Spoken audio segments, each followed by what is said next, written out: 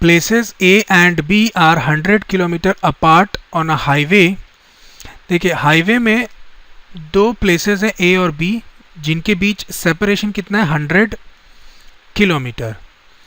One car starts from A and another from B at the same time.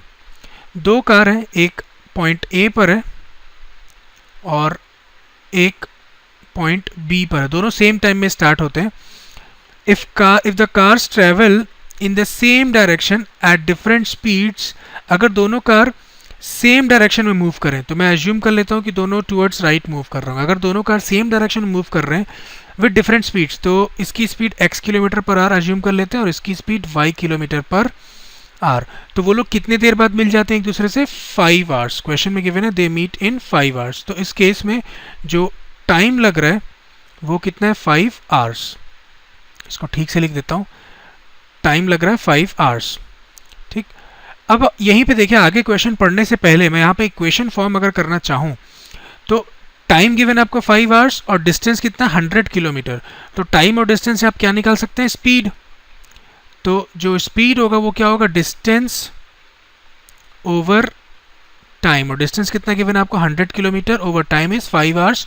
तो इससे आपको speed मिलेगा 20 kilometre per hour.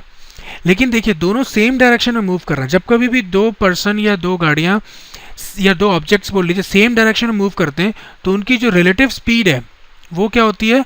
उनके speed का डिफरेंस। ठीक, आई मीन जो ये जो 20 किलोमीटर पर आ रहा है वो इन दोनों कार का रिलेटिव स्पीड है। मैं क्या बोलना चाह रहा हूँ समझिएगा।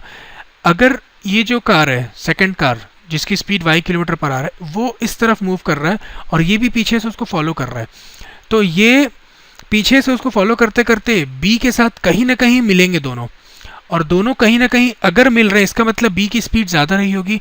ये स्पीड अप करते करते करते करते किसी पॉइंट पे B को मिल गया, तो x किलोमीटर पर आवर जो स्पीड है वो y से ज़्यादा होगी। तो इसलिए जो उनका रिलेटिव स्पीड होगा वो कितना होगा? x kilometre per hour minus y kilometre per hour. मैं इसको सिर्फ x और y से डिनोट कर देता हूँ।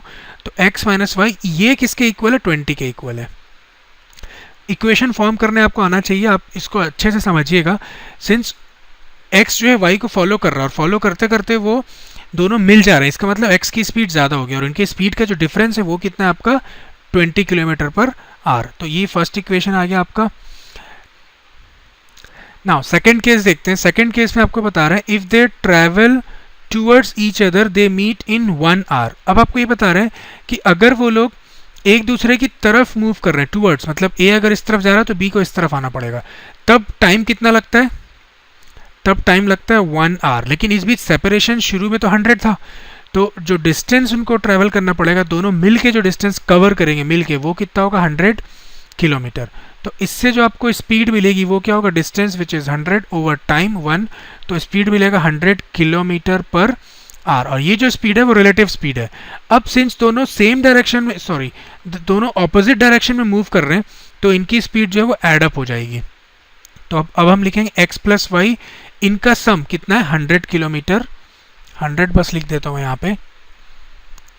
मैं दोबारा आपसे कह रहा हूँ इक्वेशन बनाने आपको आना चाहिए। जब दोनों सेम डायरेक्शन में मूव करते हैं, या आप लॉजिक याद रखिए, जब कभी भी दो ऑब्जेक्ट सेम डायरेक्शन में मूव करते हैं तो उनकी स्पीड को हम सब्ट्रैक्ट करते हैं और ऑपोजिट डायरेक्शन में मूव करते हैं तो उनको हम ऐड अप करते हैं। तो ये आपका सेकंड इक्वेशन बन गया। अब आपके पास दो इक्वेशन आ गया और दो वेरिएबल्स भी हैं, तो मैं काम करता हूँ एलिमिनेशन मेथड से ही सॉल्व कर देता हूँ। ईजी पड़ा क्योंकि x का कोएफिशिएंट भी सेम है, y का कोएफिशिएंट भी सेम है। तो x minus y is equal to 20, ये आपका फर्स्ट इक्वेशन था। अगर आप y को एलिमिनेट करना चाहें तो देखिए साइन ऑपोजिट है, सिंपली ऐड कर दीजिए, ये कैंसिल हो जाएगा। x plus x is 2x is equal to 100 plus 20 is 120, जिससे आपको x मिलेगा 60। और x था क्या? फर्स्ट कार का स्पीड। तो फर्स्ट कार की स्पीड कितनी है? 60 किलोमीटर पर आवर। और अब हम x की वैल्यू किसी भी इक्वेशन में पुट करके y निकाल सकते हैं। लेट्स से मैं यही पुट करना चाह रहा हूँ फर्स्ट इक्वेशन में। तो x is 60 minus y is equal to 20 which gives us y as 40।